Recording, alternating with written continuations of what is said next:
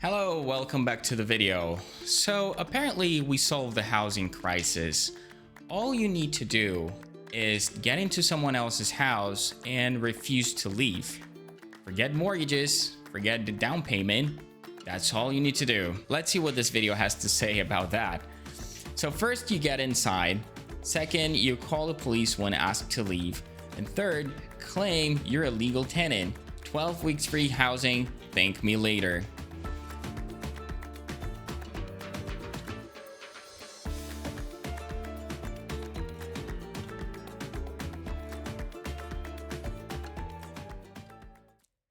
I think the word legally is doing an unbelievable work in the sentence. So you're saying free housing, but not really. You just develop a new fancy word and a way to say how you're actually getting into a house and make someone else pay for it. Well, some people will call it stealing. And that's what bothers me when I see people saying something is free. In this case, you still have insurance, you still have the property tax, and all the maintenance involved in the housing. It's not really free. The only thing you manage to do here is to show how much of a leech you are. And there's this strange leap from everybody deserves a roof above their head to I'm entitled to someone else's property then. Those are two completely different things. To own a house, it's not only the maintenance costs, the insurance and tax property that we said, there's also a lot of hard work involved. Now for this video, I only found one very interesting comment,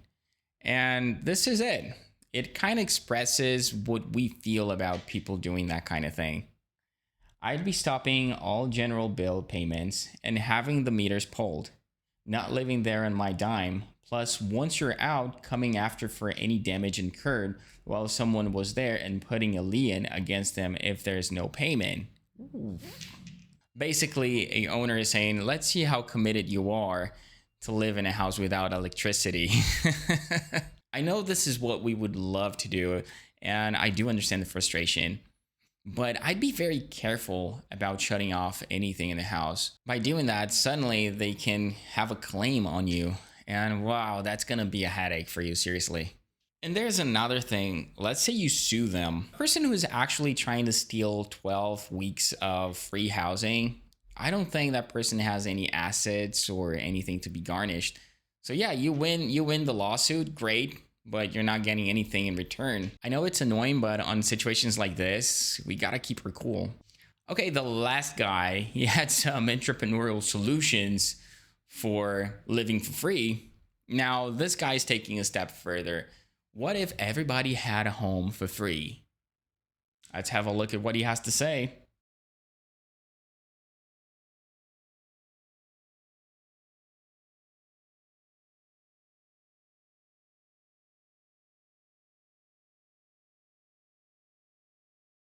Damn, I gotta say this. I hate when people make this kind of video, like really emotional. And basically what he's saying so far, everyone deserves to have a free house and live to someone else's expenses because someone is gonna pay for that. But it makes it so emotional. It's almost crying. I mean, come on. Wouldn't you? The world has no idea what society would look like when people don't have to spend their entire lives working for a roof. And the beauty of Actum is free shelter opens up the possibility for people to think, to create, to rest, to contribute to society in a way we have never seen before. Like, I can't even imagine it. We don't know. Regardless of the outcome, we're doing this mission because it's right. But as a consequence, we are deeply moved to see what we as a species have never known yet. Honestly, a house doesn't become free just because we said it's a human right now. It still has the plumbing, it still has the electricity, you still have to build it. And how are you gonna compensate the people who are actually building the house? Are you just gonna go right to them and say, hey, thank you for building the house. Let me give you a handshake.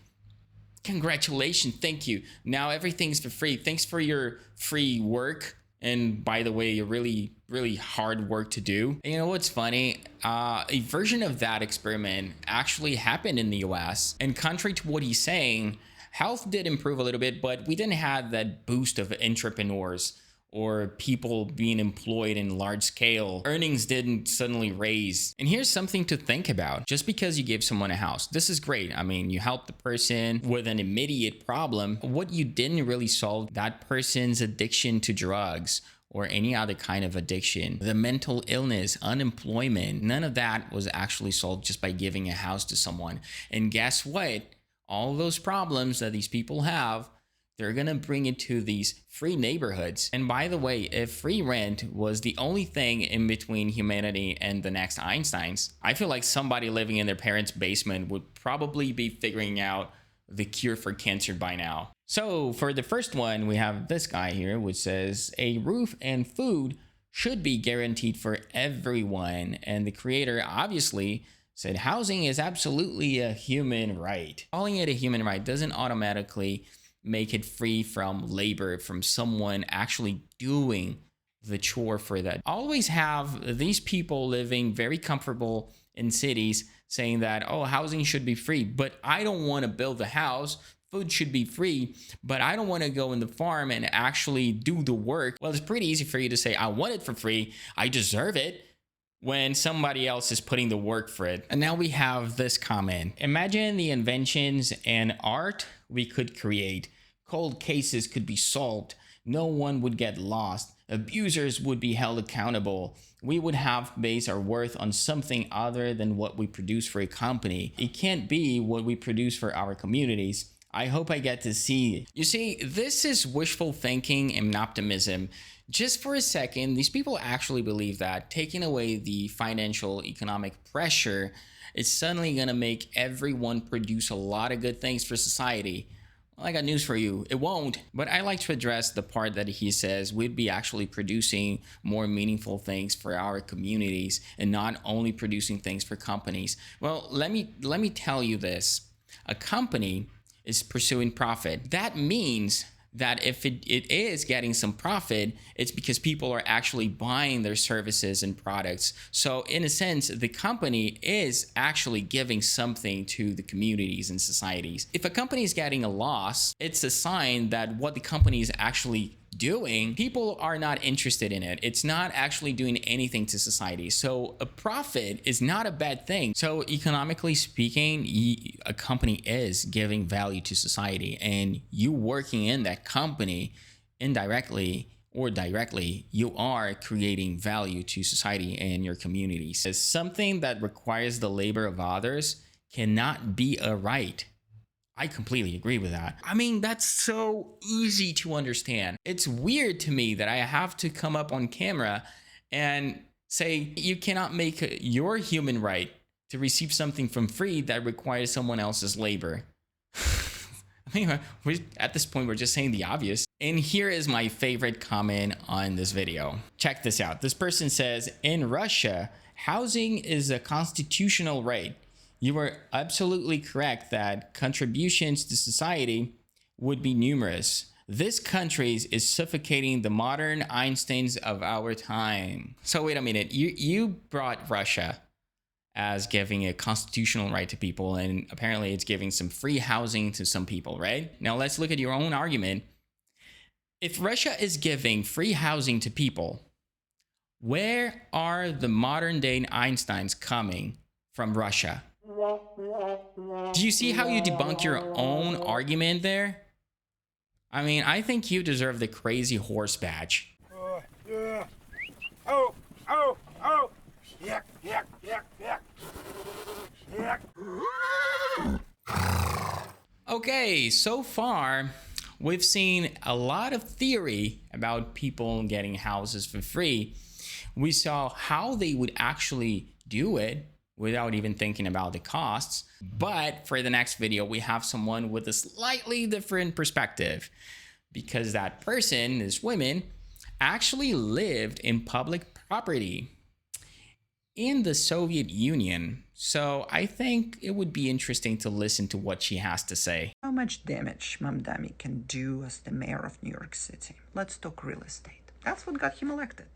Because free rent and a low rent promise. Like, why no one ever made this promise before? It makes so much sense. Why should anyone pay rent in New York City? It should be free. It should be affordable. Who's going to pay for it? Oh, that's right, billionaires. But how he's going to do it? Public housing. Public housing. Think of beauty. Uh-oh. I think she's about to give a 5-star review for the public housing. So he is going to buy those buildings that are currently privately owned and convert them into city-run, owned and run apartments. Because these landlords are greedy bastards. They already operating at a loss because it's either rent stabilized or rent controlled, but no. He's gonna make it even worse for them, so they would have to sell. And then the government's gonna take over and make them just affordable and beautiful places. Wait, I've seen that before somewhere. That's right. I lived in one. I grew up in one in Soviet Union. This is what public housing looks like. They have them in New York City too, called projects. Oh, it looks beautiful, doesn't it? Wow. Take a walk around and look how they look from at least outside. And be prepared that every single building that's government owned and operated is going to look like this. Because who is going to pay for their maintenance and for that free rent? Again, that's right, billionaires. Keep forgetting that is what his ultimate solution. But do you understand what's going to happen to the real estate in New York City if he's going to have his way? Buckle up. Yeah, not good. Not good at all. The government doesn't have the pressure that private businesses have, which is to get the customer happy about what they're receiving. So it doesn't really care. That's why you have all those houses that she showed in the Soviet Union. They're all messed up. They're not good to live. Now, when you have someone with a private property, they're allowing you to rent and live there.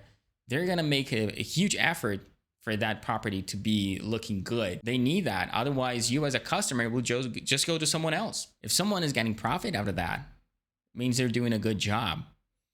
And some people might say, oh, but the landlord is very greedy. If he's too greedy, what's going to happen is the market will solve that problem. People will start to look for someone else. If you're too greedy and you raise your price way too much, way above the market, nobody's going to get in your house because what you're delivering as value and what your asking price is, it doesn't match. People are not stupid. They're not going to get into that rent. And it's funny that because the inefficiency of the government to manage anything related to business, it's going to increase the cost for that. Some people might say, oh, but we're getting that for free. No, you're not. Actually, it's costing even more because you're paying more tax to get a worse outcome. I wonder when was the last time that the mayor actually went to one of these public houses and started talking to people there. Hey, how's the house doing? Is the electricity fine? Is the plumbing okay? Is the wall painted properly? Is everything good? I mean, I've never seen that happening. Well, yeah, that happens when they're in campaign and they want to win the election. But apart from that, just doesn't happen. I mean, let's be honest here. Now let's get to the comment section because I have a feeling that we're going to get really good comments out of this video. It baffles me that people don't question why so many people immigrate to this country from socialist ones. And being honest with you guys, I've never seen an American saying, you know what? I'm sick of America. I want to live in Venezuela. That's the place for me. I'll just throw my American citizenship away. I want to be Venezuelan. I've never seen any American improvising a boat to cross the Atlantic and get to Venezuela. I've never seen that happening. And then we have this comment. Socialism works until you run out of other people's money. I knew a guy from Venezuela. Oh, there we go. We were talking about Venezuela and we have a comment about Venezuela. I knew a guy from Venezuela that told me anyone who thinks socialism works has never experienced socialism. Oof, that is true. Every time I see someone who escaped from one of these socialist countries and there is somewhere else like America or any other capitalist country, they're always complaining about the socialist ideas and how they actually run things in that socialist country. I mean, the only guy who's not complaining about Venezuela and came from Venezuela is Nicolas Maduro. Apart from him, everybody else is complaining. I mean, he's the only guy who thinks that Venezuela is a good living. Then we have this comment. Grew up in communist Poland in similar buildings. Elevator never worked, and my parents still pay the government to live there. Oh, fun fact. We had to go in the wait list to live there too. What? And I think there's something worth noticing here. Have you guys noticed that all these countries that were part of the Soviet Union, Poland, for example, they all hate socialist ideas. You can see who they're electing now. They're always voting towards capitalism. They don't want any of that socialism. And we're talking about countries and people actually lived the socialist idea and utopia, and they hate it. We have to listen to these people. They experienced that. And it's funny that I see a lot of people living in a very free country like America, a very capitalist country that gives you opportunities. And they're always complaining. I mean, it's okay. I understand. America hasn't figured everything out. We always have some problems to solve. That's okay. But there's a huge leap for you to say America is, pretty hard for you to live. Understandable. To go all the way to, oh, socialism is the answer for that. No, it's not. They tried that in the past. You see, this woman was Russian. The other woman in the comment, she came from Poland. And they all say how much they don't like the socialist ideas and living in those regimes and those systems. They are awful. I think we shouldn't listen too much about the theoretical aspect or the ethereal or the utopia part of people who have never lived outside of the United States, who've never actually lived in any of these socialist countries, telling you that those are good countries to live. So that's it for today, guys. I hope you enjoyed the video. Please remember to subscribe and to hit the like button, and feel free to comment. I like to see what you guys have to say. Have a nice one.